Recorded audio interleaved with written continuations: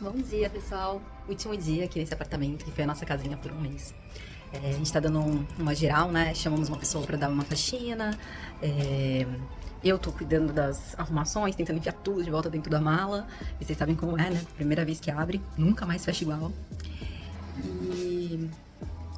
Enfim, tava aqui pensando enquanto eu tô fazendo essas arrumações e me despedindo, né, de cada pedacinho dessa casinha, que foi uma casa pra gente durante esse tempo. E pensando também em como a gente se importa, né, com as coisas e esperando que de alguma forma isso sempre volte pra gente, né. Eu pensando aqui, né, a gente tem um apartamento no Brasil que tá sendo usado como Airbnb e aluguel de temporada. E eu fiquei pensando assim, nossa, espero, sabe, que as pessoas que estejam lá estejam cuidando como eu tô cuidando dessa casinha, sabe? Claro que nada é garantia, né? Você fazer o que você acha certo, você ser cuidadosa com as coisas, atenciosa com determinados assuntos, não quer dizer que eles vão dar certo, né? Mas eu acho que você já tem um ganho, pelo menos, na esperança, assim, sabe? Em reafirmar a esperança de que existem pessoas por aí se importando tal qual você está se importando. Porque você não é único, né? Você não tá sozinho no mundo. Se você pensa desse jeito, se você cuida do seu entorno, se você se importa com as coisas, tem outras pessoas também se importando, né? Pode ser que elas sejam as que vão cruzar o seu caminho. E no final, a gente também sempre vai ter aquela sensação de que o que a gente pode controlar, a gente está controlando, né? Então, outro ganho ali, no mínimo, de pensamento, de estar em paz, que você está fazendo a sua parte, né? Que você não está deixando de cuidar do que é a sua responsabilidade, né? Então, aquela velha história, né? A minha parte eu fiz. Então, é isso. Reflexãozinha, enquanto termino aqui de algumas coisas. E já já, na casinha nova.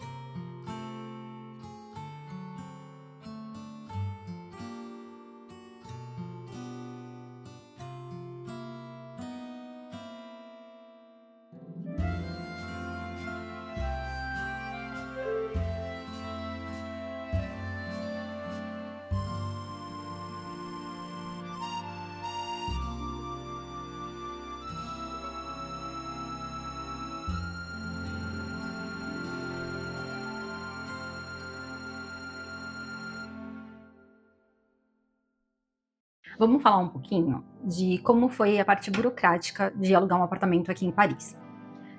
A busca pelo apartamento vocês já puderam ver, né, no vídeo passado, eu vou deixar o link aqui para quem não viu. E aí, beleza, escolhemos um apartamento. Quais são os processos, né, quais são os documentos que eles pedem? Antes de ir para a listinha de documentos, que pra gente do Brasil eu sinceramente achei bem normal, eu acho que um disclaimer bom de fazer, né, um comentário aqui, para vocês levarem em consideração, é que a gente teve a ajuda de uma empresa terceirizada, né, que foi contratada ali pelo empregador do meu marido, que ajudou a gente com toda essa parte de tanto da procura do apartamento quanto da coleta dos documentos, enfim, da conversa com o proprietário. Então isso obviamente ajuda muito, né, facilita ali a comunicação e também cria ali aquele vínculo de confiança. Porque o que eu senti é que, assim como no Brasil, por mais que tenham requisitos básicos, tudo é meio flexível dependendo do proprietário. Então indo para os documentos. Eles chamam aqui de dossiê, que é basicamente juntar todos os documentos principais para você poder fazer uma oferta. Isso inclui comprovante de renda. O comprovante de renda, normalmente eles vão querer um salário, efetivamente, então já vai ser um fator complicador se você só tiver, sei lá, investimentos ou dinheiro poupança, né, uma coisa assim. Então eles normalmente vão querer um vínculo empregatício. E o salário vai ter também um fator que é interessante para eles, para ter certeza que você vai conseguir pagar. O aluguel não pode ser mais do que 30% do seu salário. E tem que ser do salário líquido, né? Então, essa parte eu achei que é uma parte talvez um pouquinho mais chata, porque, né, de fato, você tem que entrar ali com uma prova muito substancial de que você consegue pagar esse apartamento. E, inclusive, o período de teste, né, se você estiver num trabalho em que você ainda não passou ali pelo período provisório, né, muitos locatários não aceitam propostas de pessoas nessa situação. Então, também vai ser um filtro ali que vai acontecer. Então, recapitulando, comprovante de renda, comprovante de que você está legal aqui, né, que pode morar aqui, um depósito, caução, que em todo caso vai ser devolvido no final, né, se for constatado que não tem nenhum dano material, enfim, que eles vão precisar tirar desse caução, e um fiador, né, e aí o fiador as mesmas regras do Brasil, assim, né, tem que ter uma pessoa que more por aqui, etc, etc, ou você pode contratar uma empresa que faça esse trabalho. E aí é basicamente você pagar uma anuidade ou uma mensalidade, depende do plano, e eles se colocam como essa pessoa, como esse fiador, que se você não conseguir arcar com suas despesas, ele vai pagar para você. Inclusive, eles têm uma versão disponibilizada pelo governo, então também é uma coisa muito interessante. Então, de burocracia é basicamente isso. E aí, de fato, eu acho que, né, curiosidades, o tipo do contrato, ele é um contrato que renova anualmente, então se você não falar nada, você automaticamente já está atualizando seu contrato para o próximo ano. Porém, para você sair, né, para você avisar que você está de saída, não pagar mais o aluguel e tudo mais, é muito mais solto do que no Brasil, porque é basicamente desde o dia 1, né, desde o primeiro mês que você entra, você já tem direito a sair do apartamento com um aviso prévio de 30 dias. Então, né, dando um exemplo, se você está só há 4 meses no apartamento, acabou de chegar, está há 4 meses. Se você avisar com 30 dias, no 5º mês você já sai do apartamento, sem pagar multa, nada. É um direito seu. E claro, né, do outro lado também tem isso, o locatário pode pedir o apartamento de novo, de volta, só que aí o prazo é um pouquinho maior. Se eu não me engano, para apartamentos que são mobiliados, ele tem que avisar com 2 meses de antecedência. E para apartamentos não mobiliados, são 6 meses de antecedência. E aí também vem outra curiosidade, que os apartamentos aqui, muitos são mobiliados. E é porque parece que tem uma isenção de taxas para apartamentos já mobiliados. E assim, sinceramente, eu acho que facilita bastante a vida. É estranho, né? Porque, enfim, a gente está acostumado a já comprar nossos próprios móveis, etc, etc. Mas Paris é uma cidade muito velha, né? Os apartamentos, os prédios, eles são velhos, muitos deles não têm elevador, as portas são menores do que um monte de móveis, né, atuais. Então, a gente vê que a maioria das mudanças, por exemplo, inclusive elas são feitas pela janela, né, pelas janelas, e você tem que fazer todo um esquema também para fazer mudança aqui, mesmo que não seja o da janela.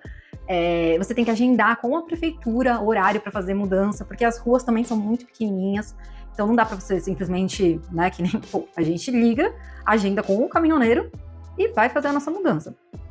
Enfim, então, por causa dessas dificuldades, eu acho que meio que fica uma coisa boa para todo mundo, sabe? Assim, facilita a vida do locatário que tem essa isenção de taxa, facilita a vida de quem está chegando, porque já tem tudo pronto para a vida começar ali e tal, e facilita nesses transportes e não ter que pensar em muita burocracia. Claro, existem gostos e gostos, e tem como você achar apartamentos não mobiliados, tem sempre a oferta, mas até em questão de valor do aluguel não faz tanta diferença, que foi, por exemplo, uma coisa que a gente levou bastante em consideração, que o apartamento não mobiliado que a gente viu era basicamente o mesmo preço do mobiliado, e aí pra gente ainda ia ter todo esse custo extra e disposição, né, para já chegar, colocar um monte de móvel novo dentro da casa, com um trabalho novo começando, enfim. Então, pra gente essa opção do mobiliado foi muito boa. E, gente, para terminar, eu vou só falar para vocês algumas dicas e coisas que eu aprendi nesse processo para encontrar um apartamento de uma forma meio que rápida até, né? Porque pensa bem, né? A gente teve uma ajuda de uma empresa terceirizada que estava sendo paga pela empregadora e que a ideia deles era: precisamos que eles tenham um lugar para ficar, que atenda as necessidades básicas dele e que seja rápido, porque a gente não vai ficar pagando por hora por 1000 dias até encontrar o apartamento perfeito. Então, eles tiveram que ser muito otimizados nesse processo. E eu achei que funcionou super bem, né? Inclusive, estamos num apartamento que está super agradando e tal, e encontramos basicamente em 2 dias, vamos dizer, de visita. E quais foram esses passos? A primeira coisa foi uma ficha, a gente preencheu uma ficha, um cadastro muito detalhado de coisas que a gente queria ou não queria, o que era importante, o que não era importante, essencial, o que relevava. Então, foi super detalhado. E aí, a segunda coisa é ser muito resistente nessa lista. Por quê? Se a gente tivesse feito por conta própria, com certeza toda hora essa lista ia ficar mudando. Mas como a gente se comprometeu falando com outras pessoas, com uma empresa ajudando a gente, não tinha mais, né? Se a gente falou que a partir de até 5 andares tá tudo bem não ter elevador, tá tudo bem não ter elevador até 5 andares. Não vamos ficar mudando essa informação. Então, ela foi super certeira nos imóveis que já batiam com todas as restrições que a gente falou. Então, isso já filtra bastante as nossas opções. Depois, a agente, ela já ligou para marcar as visitas e tal, ela já ligou e já falou sobre o nosso perfil, já explicou várias das coisas que o locatário poderia querer saber, e aí ela já fez uma seleção das pessoas que não iriam aceitar a gente, nem adianta dar uma olhada. Também afunilou pra caramba. E, por fim, concentrou as visitas o mais perto possível uma da outra, então a gente fez tipo um dia de visita, e assim, já fomos nos tops dos tops, porque já foi filtrado pelo que a gente gostaria que estivesse num apartamento, pela localização, por preço, né, coisas básicas. Já foi filtrado pelos apartamentos que aceitariam a nossa proposta, ou que, né, pelo menos se dispuseram a aceitar. E marcamos todos muito pertinho um do outro, assim, para ficar realmente otimizado. Então, num dia a gente teve várias visitas, algumas não deram certo, desencontrou, enfim. Teria a possibilidade de fazer mais um dia de visitas, só que a gente, como já tinha gostado desse apartamento, a gente resolveu fazer uma oferta e ficar meio que em stand-by, do tipo assim, vamos mandar a oferta e ver a próxima leva de apartamentos. Se a oferta não funcionasse, né, não aceitasse, a gente já tinha essa próxima leva ali engatilhada. No final, nem precisou. Então, foi isso. Acho que são coisas bem simples até, né? Nada muito uau, mas ainda assim foi super eficaz, né? E né, a moça que ajudou a gente, ela trabalha efetivamente com isso, então ela chega nesse mesmo número ou nessa métrica todas as vezes, né? Tipo, pouquíssimas visitas, pouquíssimos dias e já conseguir entregar algo realmente interessante para o cliente, né? Então, seguindo aí a dica da profissional. Beijo!